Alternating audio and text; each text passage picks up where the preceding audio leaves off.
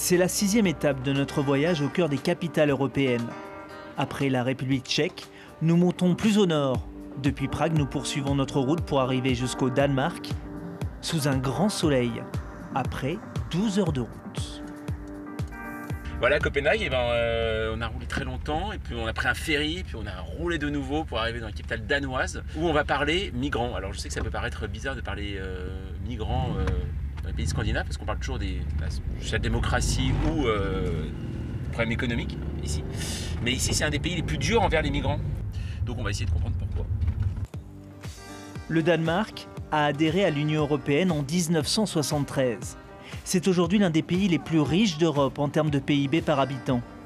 Celui-ci est supérieur de 30% à la moyenne européenne. Dans ce pays d'à peine 6 millions d'habitants, reconnu comme l'un des plus progressistes d'Europe, le Danemark est en train de tourner le dos aux migrants. Politique restrictive, mesures controversées, au point où certains affirment ne plus reconnaître leur pays. Jean Mathieu a rendez-vous avec cet homme. Depuis plusieurs années, il se bat pour faire changer les mentalités. Nous avons une population de l'étranger qui représente environ 8%. Et l'intégration se passe plutôt très bien. Mais les politiques utilisent les thèmes des réfugiés et des migrants pour expliquer pourquoi ils n'arrivent pas à régler les problèmes du pays.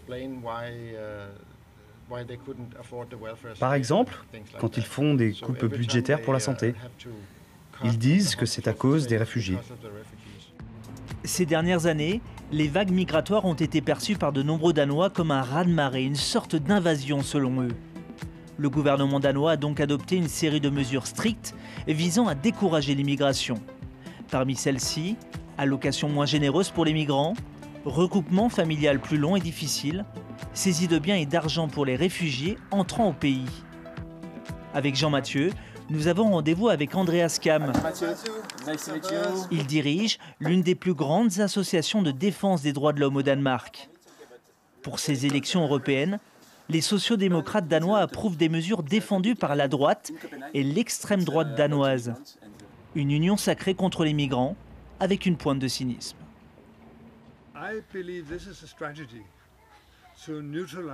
Je crois que c'est une stratégie pour résoudre le problème des réfugiés.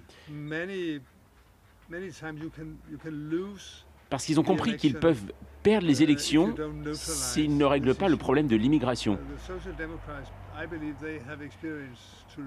Les sociodémocrates ont déjà vécu l'expérience de perdre les élections car ils étaient plus souples sur l'immigration. Donc désormais la stratégie est simple, il faut résoudre le problème. Donc tous les partis ont ce point commun, ils n'ont finalement pas de grande différence car s'ils en ont, ils perdent les élections. L'immigration est donc le sujet numéro 1 au Danemark pour ces élections européennes. En 2014, le taux de participation dépassait les 56%, bien supérieur à la moyenne européenne. Comme dans chaque pays, nous avons donné la parole à un volontaire qui s'est engagé pour les élections du 26 mai prochain.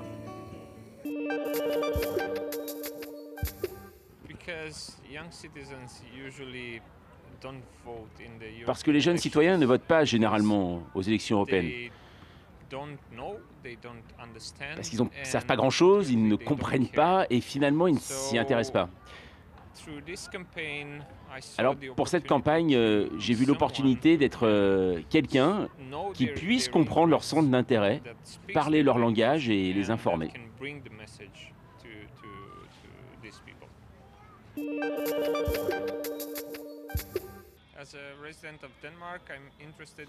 En tant que résident danois, je souhaite voter pour ces élections car plusieurs sujets m'intéressent, comme la révolution numérique,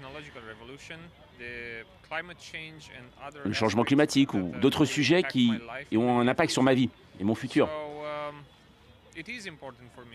Donc c'est important pour moi car cela concerne ma vie, mon futur et celui de mes enfants.